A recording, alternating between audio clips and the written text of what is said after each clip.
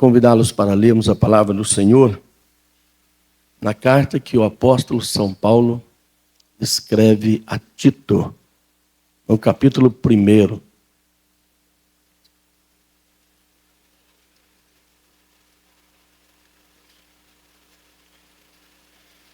Se os irmãos me compreenderam, eu quero ler todo o capítulo, que não é muito correto fazer isso, mas eu quero ler, até porque enquanto eu estou lendo todo o capítulo, eu estou ganhando tempo, né? A Bíblia diz assim: Paulo, servo de Deus, apóstolo de Jesus Cristo, segundo a fé dos eleitos de Deus, e o conhecimento da verdade, que é segundo a piedade, em esperança da vida eterna, a qual Deus, que não pode mentir, prometeu antes dos tempos dos séculos. Mas a seu tempo manifestou a sua palavra pela pregação que me foi confiada, segundo o mandamento de Deus, nosso Salvador. A Tito, meu verdadeiro filho, segundo a fé comum, graça, misericórdia e paz da parte de Deus Pai e da do Senhor Jesus Cristo, nosso Salvador. Por esta causa te deixei em Creta, para que pusesse em boa ordem as coisas que ainda restam, e de cidade em cidade estabelecessem presbíteros, como já te mandei. Aquele que for irrepreensível, marido de uma mulher, que tenha filhos fiéis, que não possam ser acusados de dissolução, nem são desobedientes.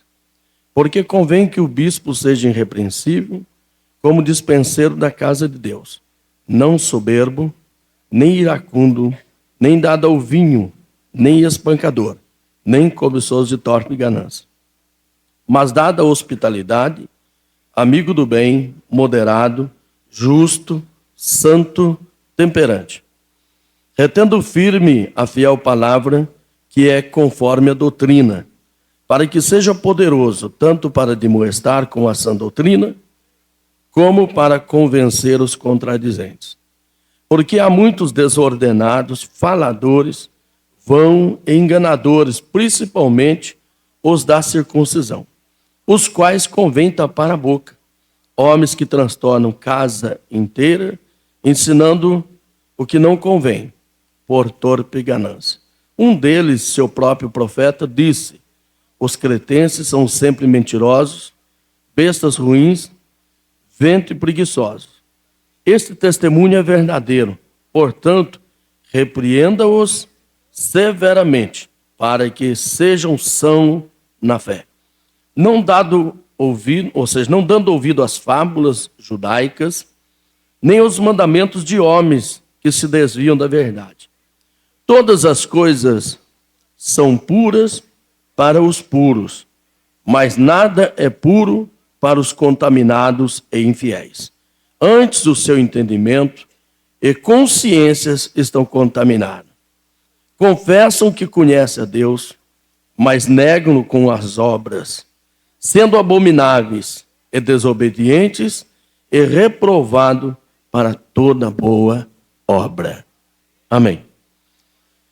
Meus queridos irmãos, eu procurei pesquisar, não pensando que iria falar aqui, mas para falar lá em Araçatuba, algo sobre a carta de Paulo a Tito, e também sobre Tito, e sobre Creta, essa ilha lá do Mediterrâneo, onde o apóstolo São Paulo colocou Tito como pastor, como bispo daquela igreja. E dentro das minhas limitações, não consegui descobrir quem tenha sido o fundador, propriamente dito, dos trabalhos ali. Alguns sugerem que tenha sido Paulo, que passou por lá, pode até ser, mas também acredito que houve uma ação do Espírito de Deus, porque no livro de Atos dos Apóstolos, no capítulo de número 2, quero até ler esse versículo com os irmãos, capítulo de número 2 do livro de Atos dos Apóstolos, e o verso de número 11, diz o seguinte: os cretenses e árabes, todos os temos ouvido em nossa própria língua falar das grandezas de Deus. Parece-nos que o mais próprio é que os cretenses tenham se convertido em função da ação do Espírito no dia de Pentecoste, entre aquelas 14 nações, grupos que estavam na cidade de Jerusalém, no momento do Pentecoste, e ouviram o evangelho pregado na sua própria língua. A Bíblia diz que cada um ouvia na sua própria língua. Estava também os cretenses, eles estavam lá. Voltando para a vossa terra, para a vossa casa, certamente implantaram igrejas, porque qualquer pessoa que recebe o evangelho de Cristo, o evangelho genuíno e verdadeiro na sua alma, no seu espírito, onde ele chega, ele começa a implantar igreja. Ele começa a ganhar almas para Jesus. É impossível imaginar que alguém que tenha dentro de si a chama do Espírito Santo de Deus não fale de Jesus, pelo menos para mais uma pessoa.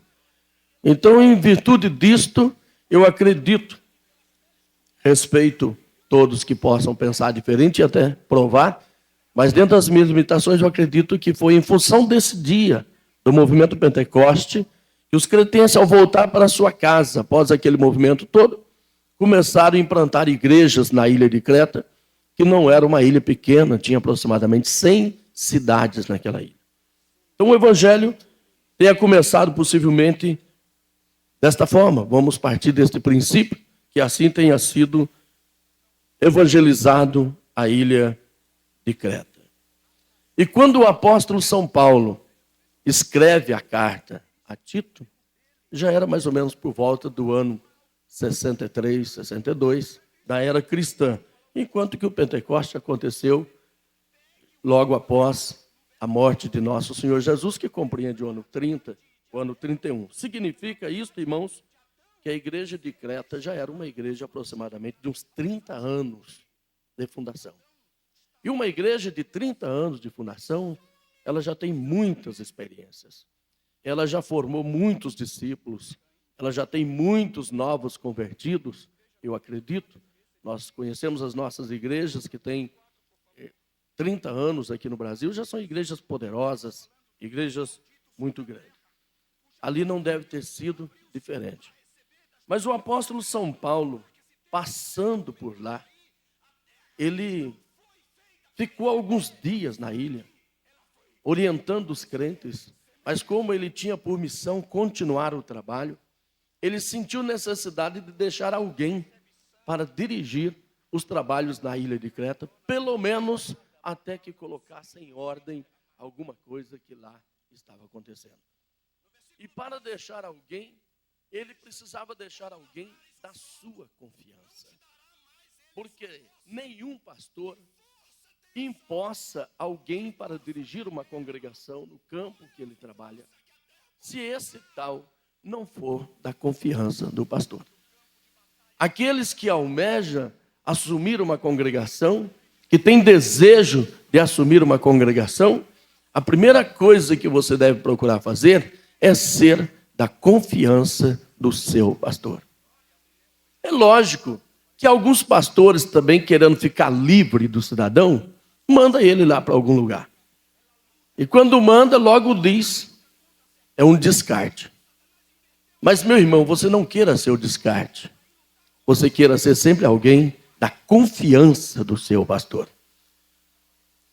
E o apóstolo, ele fala da sua missão, daquilo que ele desejava fazer, e quando ele se dirige a Tito, ele usa uma expressão muito bonita, que ele usa também a Timóteo, e ele usa também a Filemon, até porque eram cartas pastorais. Mas eu acho bonita esta expressão que ele usa, quando ele diz assim: a Tito, meu verdadeiro filho.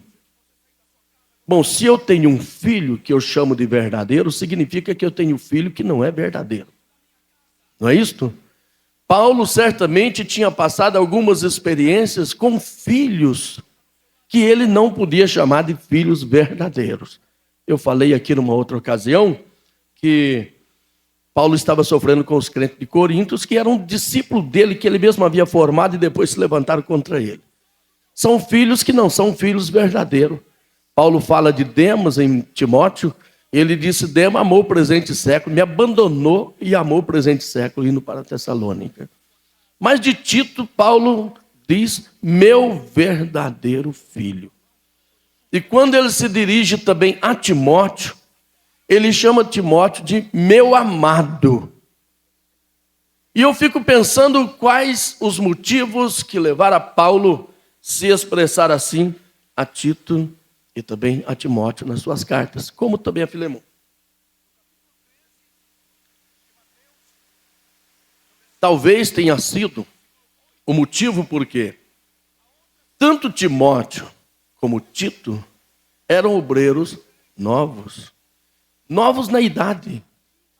Ainda que Timóteo tenha sido criado na igreja com a sua mãe, com a sua avó, mas Timóteo era novo, perto dos obreiros já antigos que tinha naqueles dias. A igreja já estava no ano 60, vocês imaginam que já tinha obreiros que já tinha ali 30 anos de obreiros na igreja trabalhando. Timóteo era novo. Quando nós lemos na carta que Paulo escreve a Timóteo, no capítulo 4 da primeira carta, Paulo disse assim para Timóteo: ninguém despreza a tua mocidade, mas seja exemplo dos fiéis. Naqueles dias não era muito comum receber no ministério um obreiro que fosse novo. Até porque a lei sacerdotal, se eu estiver errado, os irmãos podem me ajudar, mas a lei sacerdotal só permitia que alguém assumisse o sacerdócio após os 29 anos, não é isso? 25 anos de idade. Antes disso não podia. Eu lembro-me que quando fui separado para o ministério, eu era muito novo, eu tinha casado naqueles dias, até esses dias o pastor Dueto viu uma fotografia minha aqui na secretaria e disse para mim que não era minha, era do meu filho, né? Porque eu era muito magrinho, eu era muito novo. Eu fui separado muito novo para o ministério pelo pastor Agenor.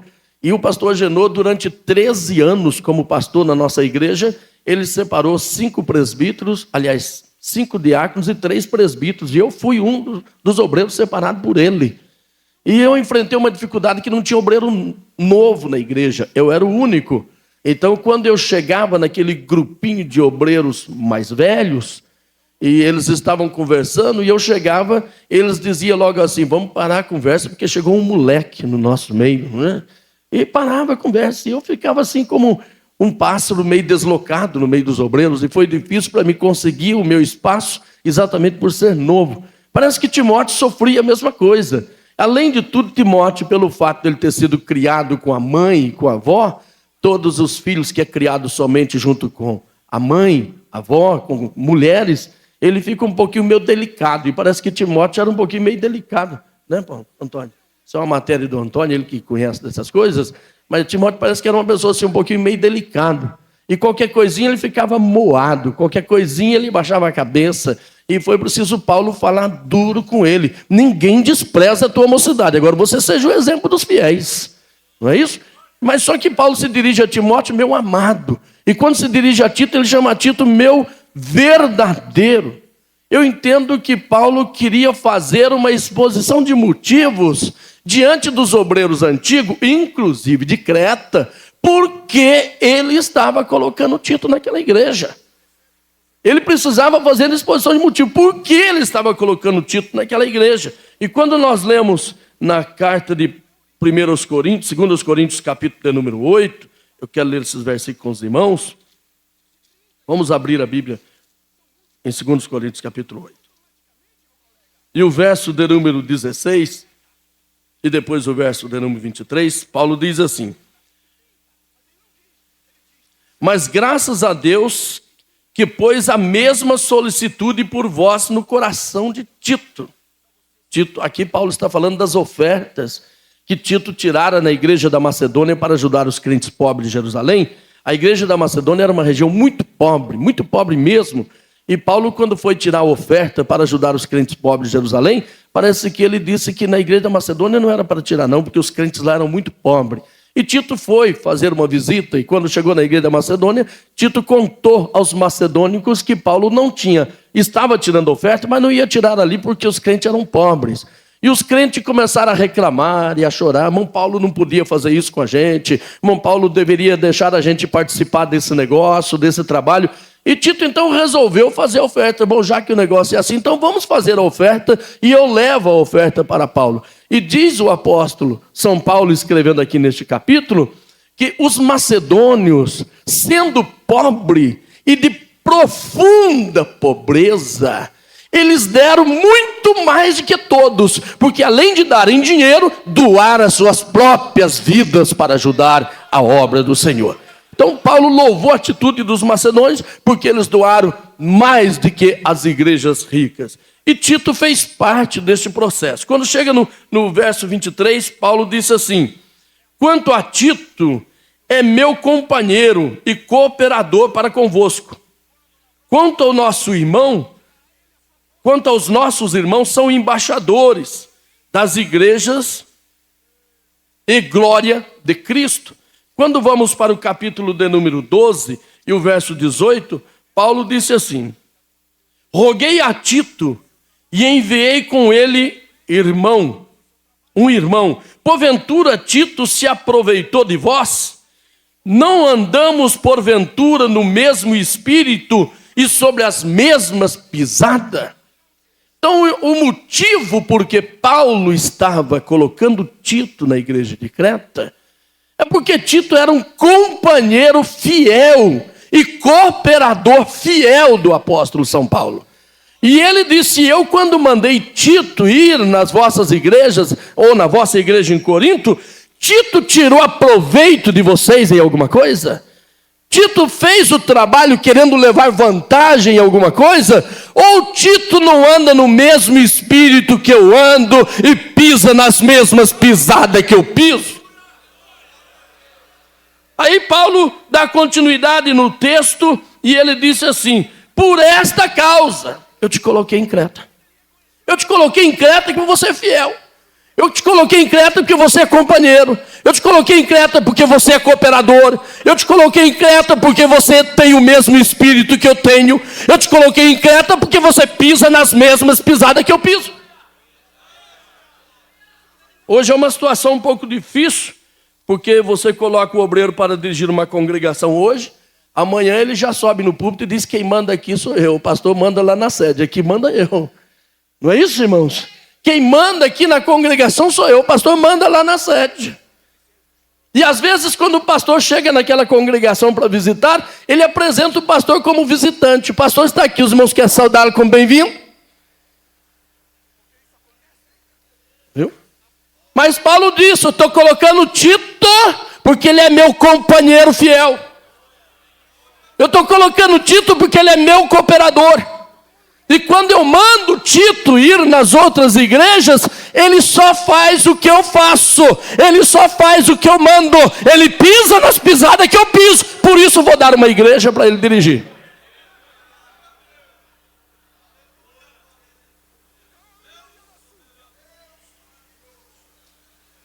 Mas vamos dar continuidade aqui, rapidamente. Aí Paulo disse: eu estou te colocando em Creta para pôr em ordem as coisas que ainda restam. Paulo tinha passado por ali, eu não sei quanto tempo, não sei se o pastor Antônio, pastor Josué pode nos ajudar. Quanto tempo Paulo ficou ali, não sei, não consegui descobrir isto, até porque tem minhas limitações, mas Paulo tinha passado por ali. Paulo ficou algum tempo ali. E depois Paulo disse assim: eu estou colocando você para você pôr em ordem as coisas que ainda restam. Significa que o tempo que Paulo ficou lá, ele não conseguiu pôr tudo em ordem. Ele não conseguiu fazer tudo o que tinha que fazer. E vou colocar um substituto para colocar em ordem as coisas que ainda restam. Ou seja, dar continuidade à obra que eu estou fazendo. Nós sofremos um mal tremendo. E não estou falando só para vocês não, até eu sou assim. Viu, irmãos? Nós temos que ser realistas, nós somos assim. Isso faz parte dessa natureza animalesca que nós somos possuidores dela. Não é? Nós sofremos um mal tremendo, que quando nós assumimos uma igreja de onde saiu o nosso companheiro, ao invés de nós darmos continuidade à obra, nós tentamos destruir aquilo que o companheiro fez. Ao invés da gente continuar a obra, dizendo, irmão, nosso companheiro fez o que ele pôde, e eu vim para dar continuidade, a gente tenta jogar lama na vida do companheiro que saiu. Isso é um procedimento mais ou menos que acontece no mundo político. O político é assim, o político começa uma obra, se ele não terminar no mandato dele, o político que lhe substituir não dá continuidade àquela obra. Porque a obra parada é uma forma de defamar o político que saiu. É uma forma de dizer contra o político que saiu. Meu irmão, Deus não nos colocou na obra para criticar quem passou primeiro do que nós. Deus colocou para continuar a obra, para fazer a obra do Senhor. Deus nos colocou para isto, para realizarmos a obra do Senhor. E se você for fiel, do jeito que Deus foi com aquele que estava, será com você também. Deus vai te abençoar maravilhosamente na obra. E disse Paulo, estou te colocando para que coloque em ordem as coisas que ainda restam. E eu quero analisar com os irmãos um pouco, nesses minutos que temos, o que é que restava ali, que precisava ser consertado. Vamos pular alguns versículos. Se o tempo der, eu volto neles. E vamos para o verso da número 9. Paulo disse assim, retendo firme a fiel palavra, que é conforme a doutrina, para que seja poderoso tanto para admoestar, com a sã doutrina, como para convencer os contradizentes. Porque há muitos desordenados, faladores, vãos, enganadores, principalmente os da circuncisão. A igreja de Creta estava vivendo um momento de desordem. As coisas não viviam harmoniosamente. A situação da igreja de Creta era uma situação delicada, apesar de ser uma igreja já de 30 anos, segundo o que estou pensando, mas era uma situação delicada. E era delicada por quê? Por causa dos líderes que ali estavam. Por causa dos obreiros que ali estavam. Por causa dos dirigentes daquelas igrejas que ali estavam. E diz o apóstolo São Paulo, que tais dirigentes eram contradizentes. Eles eram contrários a tudo. Eles eram oposição por ser oposição. Tem crente na igreja que ele é oposição por ser oposição. Não importa o que o pastor esteja fazendo, ele é oposição. Ele está ali para dar contra tudo. Eu lembro-me que, quando assumi a igreja de Araçatuba, eu pretendia comprar, como compramos, uma propriedade ao lado. Eu estava lá 2 meses e o cidadão me ofereceu aquela propriedade. E não estou falando isso para denigrir a imagem do irmão que falou, não. Ele pode estar até aqui me ouvindo, mas eu estou falando isso para mostrar que essas coisas acontecem. E se nós não corrigirmos, a gente começa a andar errado pensando que está certo. A gente vive a vida toda errando pensando que está certo. O profeta Jeremias disse, enganoso é o coração do homem, quem o conhecerá? Mas disse o profeta Jeremias, mas Deus esquadrinha o coração. Deus conhece tudo. Eu posso estar sendo enganado pelo meu próprio coração, pela minha própria consciência. Porque eu sou levado pelo ego, pela emoção, pelo orgulho, pela soberba, e vou pisando nos outros, fazendo coisas erradas, pensando que eu estou certo. De vez em quando é bom você parar e fazer uma reflexão. O próprio Jesus fez isso. Jesus não precisava, mas ele fez. Ele reúne os seus discípulos e disse assim para os seus discípulos, quem diz os homens aí acerca do Filho do Homem? O que estão pensando de mim? Aí depois que os discípulos disseram, alguém disse que o senhor é João Batista, Jeremias e outros profetas, aí Jesus perguntou, e vocês, o que vocês estão pensando de mim? O obreiro precisa de um momento de reflexão. O que vocês estão pensando, pastor? O que vocês estão pensando? O que a igreja pensa de nós? E no momento que quando eu disse, nós vamos comprar a propriedade, 2 meses ali, nós tínhamos uma dívida tremenda, mas eu disse, nós vamos comprar essa propriedade. Aí arrumei uma comissão para me ajudar, disse que quem não quer fazer as coisas, arruma uma comissão, né? Eu arrumei uma comissão para me ajudar, e aquela comissão começou a me dar um nó. Aí, porque eles não queriam que comprasse. Eles não, algumas pessoas. Aí marquei uma reunião com eles, fomos num restaurante jantar, e quando cheguei lá, disse, irmãos, nós vamos comprar em nome de Jesus, mas comprar sem dinheiro, eu não tinha dinheiro. Nós vamos comprar em nome de Jesus. Aí levantou um cidadão e disse assim, pastor, sabe por que eu sou contra o senhor comprar? Eu já estava com 7 meses nessa turma. Eu disse, não. Eu sou contra porque o povo não acredita no senhor ainda. Aí eu disse, mas o povo não acreditar em mim não é nenhuma surpresa. Jesus ficou 3 anos e 6 meses com os discípulos e com a multidão, muita gente não acreditava nele. Então eu estou aqui há 7 meses, o povo não acreditar em mim, não tem problema nenhum. O problema maior é você estar aqui há 40 anos e o povo não acredita em você.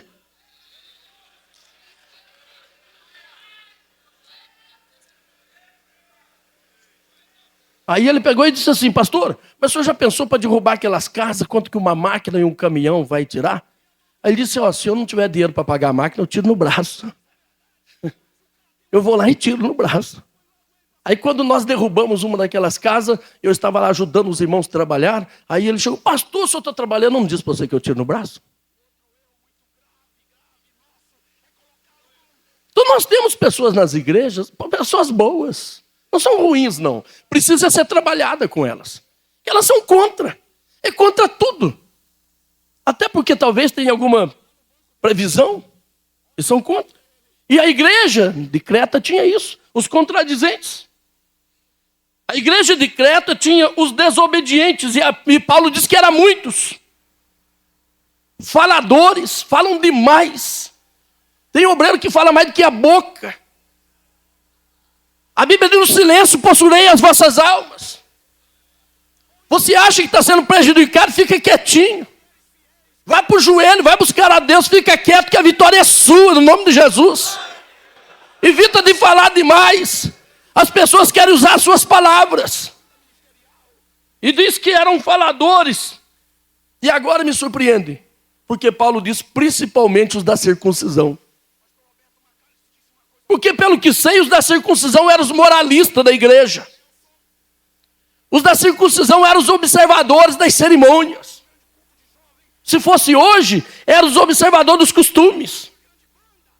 Eram os observadores da tradição da nossa igreja. Mas Paulo disse que esses eram os piores que tinham. Eu, pastor Dueto, vou dizer uma coisa para os irmãos e quero que vocês me compreendam. Eu não sou de ontem, eu nasci nas Assembleias de Deus. Eu nasci nas Assembleias de Deus. Meu primeiro pastor foi Gustavo Berges. Mas quando eu vejo, pastor Dueto, se me permite usar aqui o momento da convenção. Quando eu vejo alguns dos nossos obreiros que no momento de calor vão aos microfones na convenção, e quando chega lá e diz, e tem que ter, e exclui, e mata, e faz, e manda para o inferno, eu fico desconfiado, porque pode ser só da circuncisão. Eu desconfio um pouquinho com esse negócio, irmãos. Viu? Por que razão, pastor? Paulo disse que esses contradizentes, esses grupos que eram da circuncisão, que eram os doutrinadores, que eram os moralistas, que eram aqueles que tinham o objetivo de dizer, o meu objetivo é pôr a casa em ordem, em nome da verdade, em nome da doutrina, em nome dos bons costumes, acabam com as igrejas. Acabam com os nossos cultos. São intoleráveis. Não tem misericórdia de uma alma que está chegando para a igreja, até porque talvez ele nunca ganhou uma. Ele nunca ganhou uma. Uma grande safa do nosso ministério são pessoas que se converteram depois dos 30 anos, depois dos 40 anos, depois dos 20 anos. São pessoas que vieram para a nossa igreja depois de ser prostituto, depois de ser bandido, depois de ser ladrão, depois de ser maconheiro, depois de ter 3, 4, 5 mulheres lá fora, depois de viver nas bancas de jogatinas, e quando chega nas nossas igrejas, já com a vida gasta no pecado. Eu até sou contra esse negócio de apresentar pregador no público e dizer, ex-drogado, ex-macumbeiro. A Bíblia diz que a vida velha já passou, tudo se fez novo. Aqui não é lugar disso, não. E para parece, meus irmãos, que nós que somos filhos de crente, pastor Dueto, criado na igreja, nunca fumei, nunca bebi, nunca prostituí, não conheço outra mulher a não ser a minha, a gente não é lembrado, mas o ex-macumbeiro, o ex-detento, o ex-drogado, chega nas nossas igrejas e tem portas abertas, larga disso, é bobo, vamos fazer a obra de Deus com seriedade.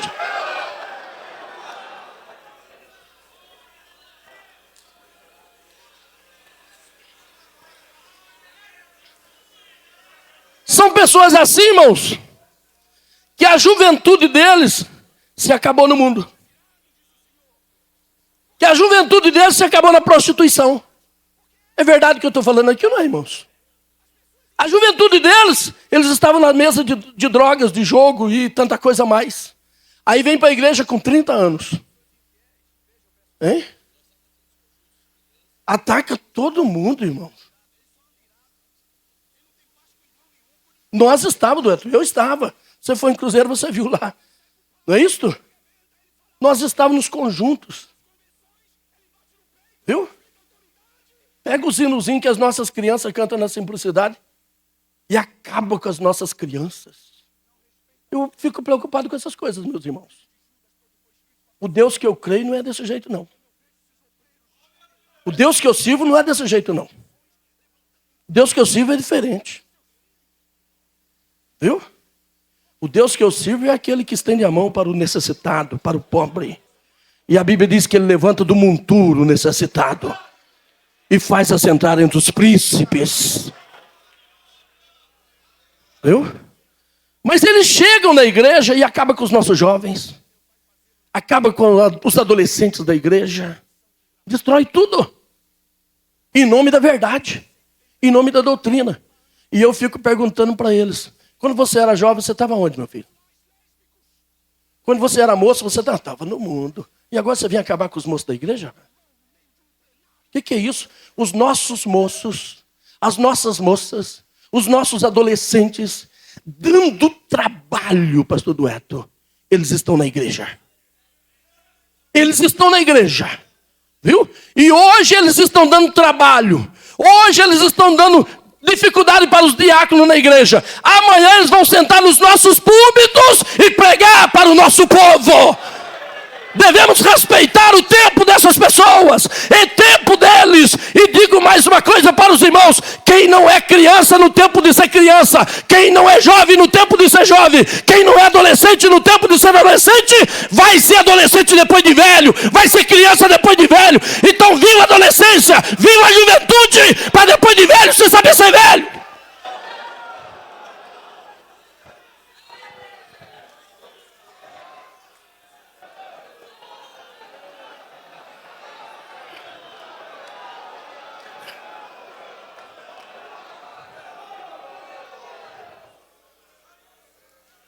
Uma vez um cidadão pregou no púlpito da igreja que eu estava dirigindo, obreiro nosso, gastou a vida toda lá no mundo, veio para a igreja com 40 e tantos anos, alguém separou para presbítero e deu oportunidade para ele falar, e ele levantou e começou a falar: as moças da nossa igreja estão pior do que as prostitutas. Eu falei: pode sentar, meu filho, aqui não. Falei: aqui não tem ninguém pior do que prostituta, não. Aqui tem moças e moços que têm problemas, mas são lavados pelo sangue de Jesus Cristo. Aqui não admito. Olha, de vez em quando aqui vai uns colegas me ajudar, o Antônio está sempre lá me ajudando, e outros. Se for pregar na igreja que eu dirijo, falar quanto os jovens, quem cuida dos meus filhos sou eu, não é você não, meu filho. Quem cuida da igreja que eu dirijo sou eu, não é você não. Você vai lá, prega, e ainda digo mais uma coisa para os irmãos: a maioria dessas pessoas, na igreja deles não é nada disso. Eles pregam assim na igreja dos outros. E Paulo disse: há muitos desordenados, vive uma vida desordenada, uma vida que não tem moral muitas vezes, uma vida cheia de mentira, de hipocrisia, que a igreja não acredita mais nele, a igreja tolera, suporta. Mas chega diante da igreja, quer judiar da igreja, faladores, vão enganadores, principalmente os da circuncisão. E disse mais Paulo: os quais convém tapar a boca. Oh, meus irmãos, se eu estou errado aqui, Paulo estava errado primeiro que eu. Se vocês estiverem de cabral comigo, fique com Paulo. Viu? Fique com ele primeiro, viu? Tá bom? E quando eu chegar no céu, eu quero encontrar Paulo e falar: Paulo, muito obrigado, eu gosto de você por causa disso. Viu? Se alguém aqui sair com raiva de mim, porque sempre sai. Sempre sai alguém dizendo: aquele cidadão não prega na minha igreja. Não estou preocupado em pregar na sua. Até porque a minha igreja tem 86 congregações para pregar.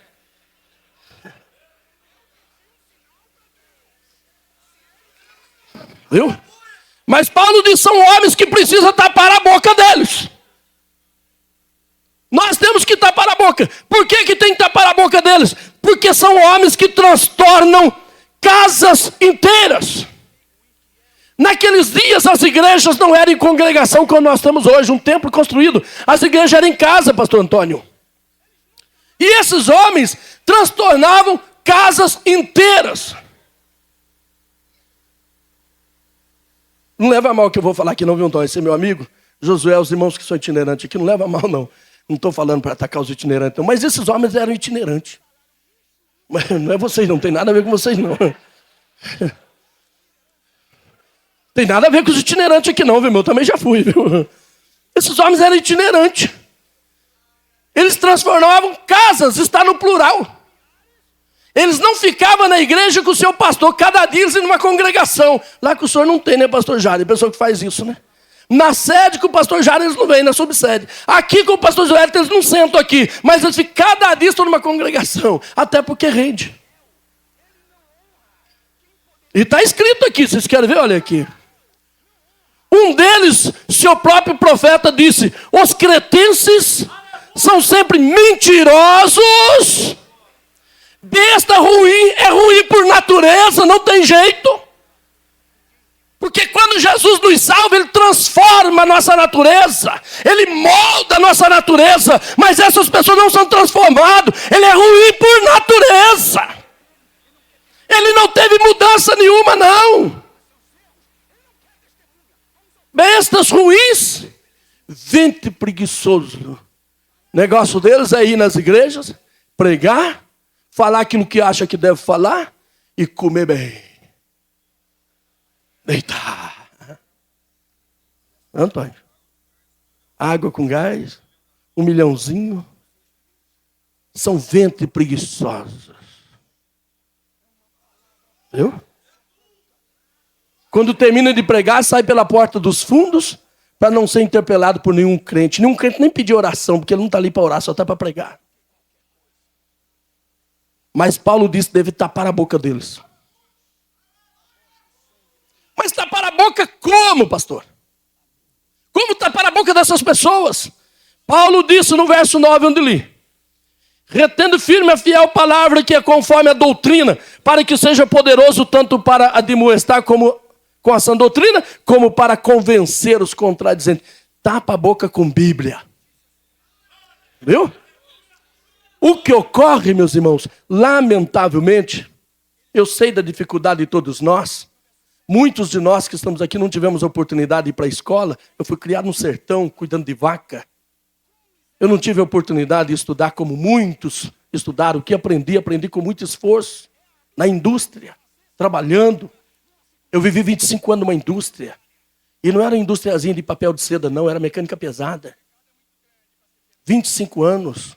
Com 20 anos de indústria, numa indústria de 6 mil empregados, eu ganhei prêmio de operário padrão, o melhor empregado daquela empresa. Para a glória do nome do Senhor. 25 anos sem perder dia. Sem chegar atrasado. Sem tirar atestado. Eu consegui crédito, que quando tinha uma convenção, eu chegava no meu diretor e dizia: olha, temos uma convenção, pode ir, pastor, fica a semana inteira, a indústria paga tudo. Quando foi para mim me aposentar, eu pedi aposentadoria, eu estou aposentado, vou sair. Ele disse: não é isso que eu quero que você fique. Ele me deu 15 dias para pensar. Depois de 15 dias, eu falei: é isso mesmo que eu quero. Ele falou: então tá bom, você vai embora, eu te dou 7 meses, o mesmo salário que você ganha aqui na tua casa. Glórias ao nome do Senhor. Mas eu não tive oportunidades como muitos tiveram. Que eu vivi minha vida trabalhando. Então nós temos às vezes dificuldades até para decorar, para conhecer, para ir em busca dos textos da Bíblia, por falta de conhecimento. Eu fico maravilhado quando vejo aqui o pastor Josué, quando vejo o pastor Antônio, quando vejo o pastor Alderi e tantos outros, que vêm aqui e se expõem aquilo do original, o que significa. Como eu gostaria de saber. Eu não sei e nem tenho oportunidade, que quando estou perto deles também eles não ensinam. Eles não ensinam a gente essas coisas. Viu? Senta ali perto do Antônio e vê se ele te ensina alguma coisa. Ensina coisa nenhuma. Não é isso? Todos nós tivemos oportunidade, irmãos. E muitos dos nossos obreiros, pastor Dueto, lá na roça, lá no interior, pastor Padilha, eles vêm para a igreja, para dirigir a igreja por misericórdia, porque muitos deles trabalham na cana o dia inteiro. É assim, não é? Muitos deles trabalham na fazenda o dia inteiro. Mas o apóstolo São Paulo está dizendo assim, tapa a boca deles com Bíblia. Prova para eles na Bíblia que eles estão errados. É o que eu estou fazendo hoje aqui, é Bíblia. Eu estou citando a Bíblia. É a Bíblia. Tapa a boca deles com Bíblia. Mas Paulo disse mais uma coisa. São duas coisas principais que você tem que tapar a boca desses homens. Primeiro com Bíblia. E segundo, Paulo disse assim, verso 7 do capítulo 2. Em tudo te dá por exemplo de boas obras. Prega, ensina e você seja o exemplo daquilo que você ensina. Então, meu irmão, quando você é um pastor que prega a Bíblia para o povo, que ensina a Bíblia para o povo, é culto de terça-feira, é culto de domingo, é Bíblia, e você é um exemplo, pode chegar quem for para pregar, os crentes ficam olhando para você. Se você levanta a mão, os crentes levantam a mão. Se você dá glória a Deus, os crentes dão glória a Deus. Tapa a boca deles com Bíblia! Não é isso?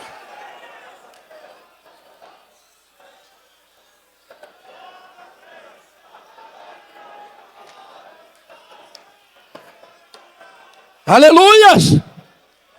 Vira para o teu irmão assim e diz, tapa a boca deles com Bíblia, meu filho. Diz para ele assim, tapa a boca deles com exemplo, com vida. Vida!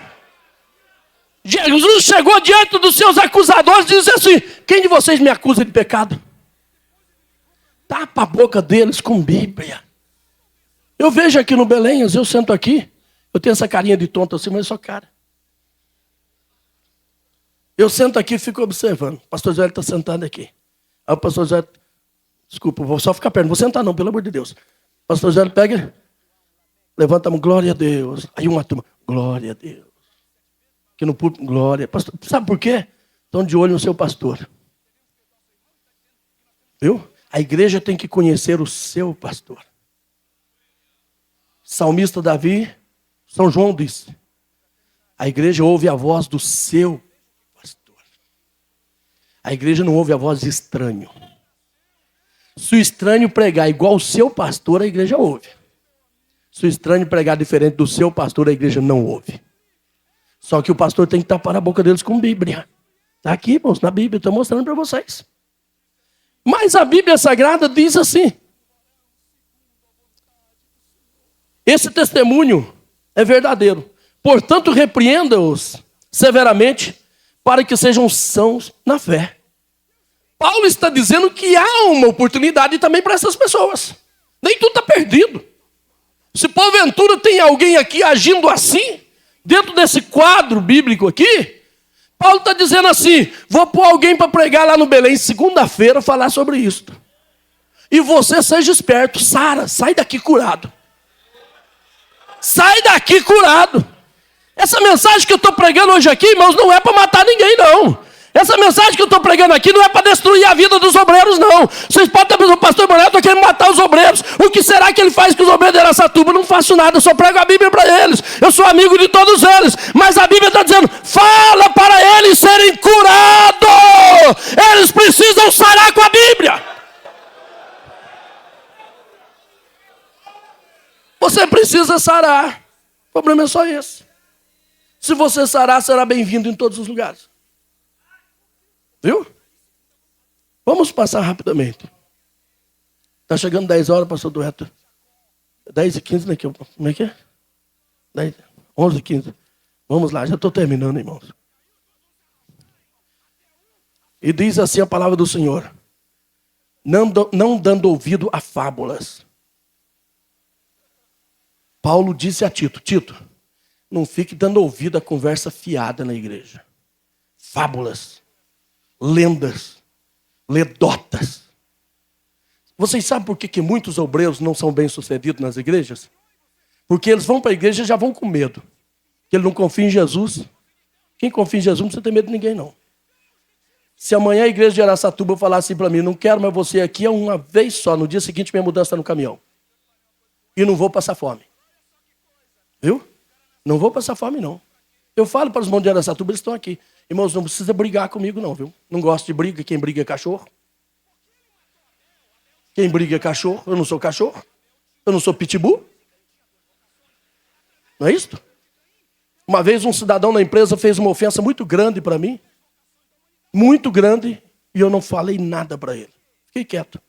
Aí tinha um operador de uma máquina. Um profissional muito antigo. Mas ele era chefe de um centro espírita. Aí aquele cidadão me chamou e disse, irmão, eu vim aqui, deixa eu falar um negócio com você. Aí o que foi? Eu vi o que você sofreu com aquele cidadão.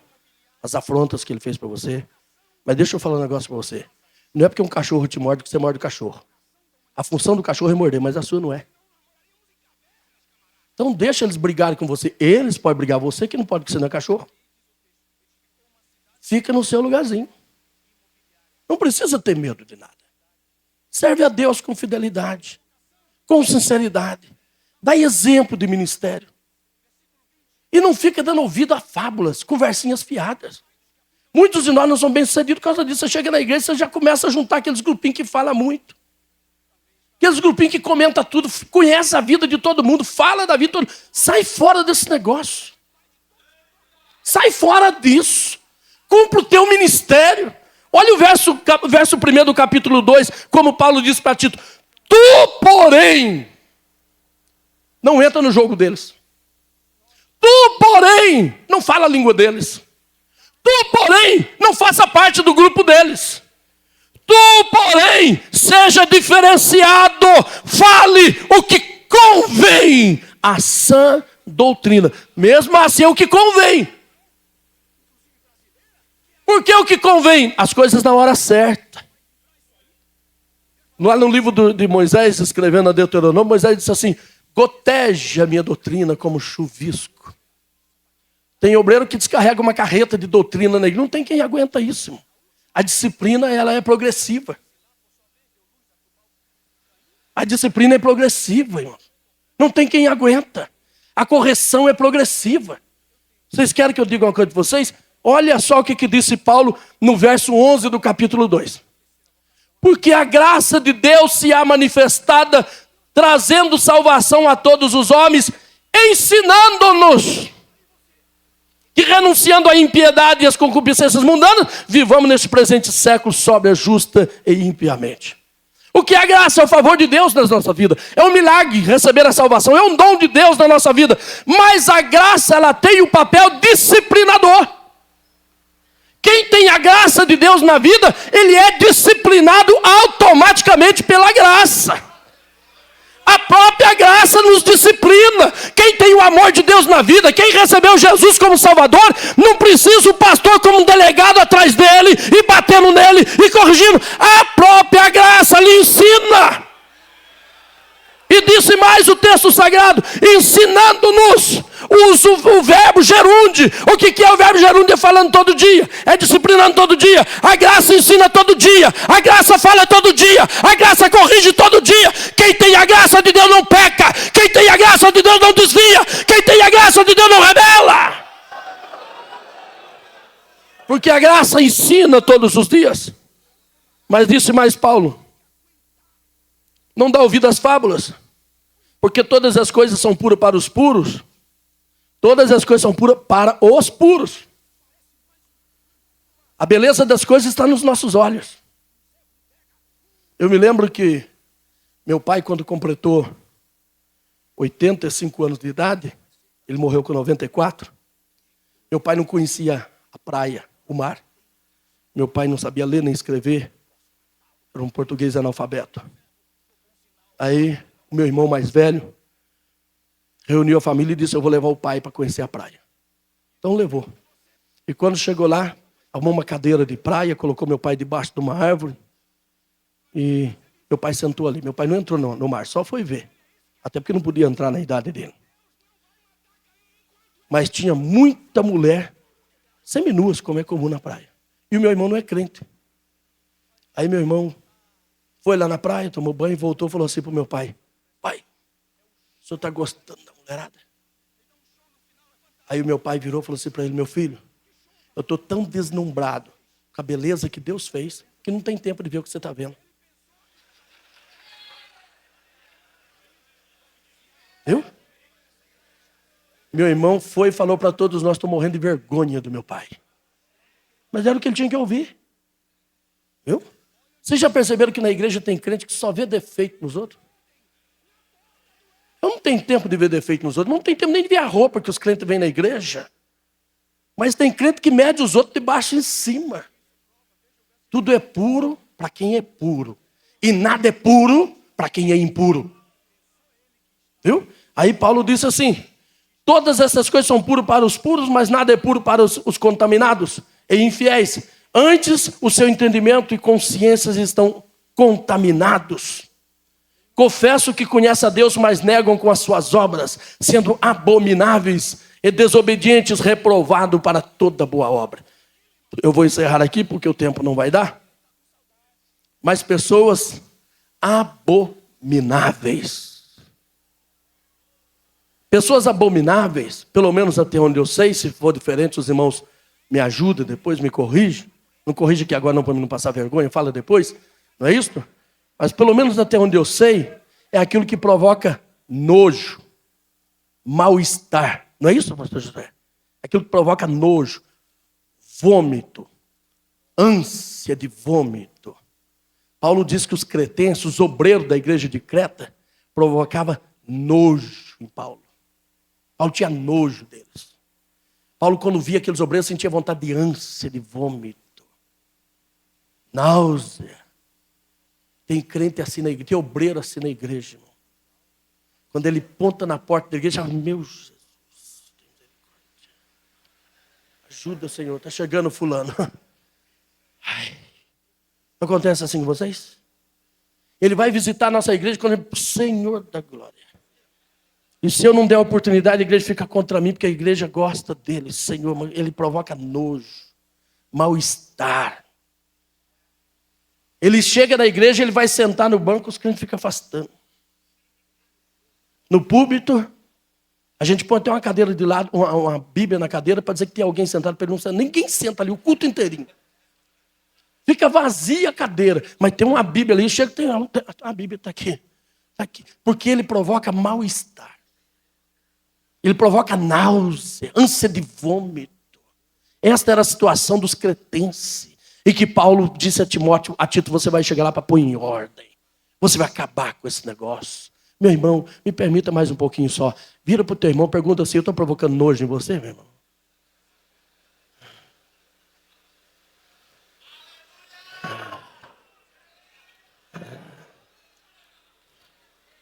Me desculpe, pastor Dueto, mas pergunta uma vez para o teu irmão assim: você tem prazer com a minha presença? Você sente bem comigo perto de você? Você gosta de quando eu sento no púlpito junto com você? Você tem prazer que eu sento, você guarda a cadeira, nossa cadeira está reservada para o Emanuel. Não, eu quero que ele senta junto comigo. Oh, meus irmãos, Deus nos chamou para ser bom cheiro de Cristo. Paulo diz que nós temos o bom cheiro de Cristo. Chamar chumianda lá, mastéria, chumianda caia. Aleluias! A igreja está precisando de homens assim, homens que são bom cheiro de Cristo, que a igreja tem prazer de abraçá-lo, que a igreja tem prazer de cumprimentá-lo.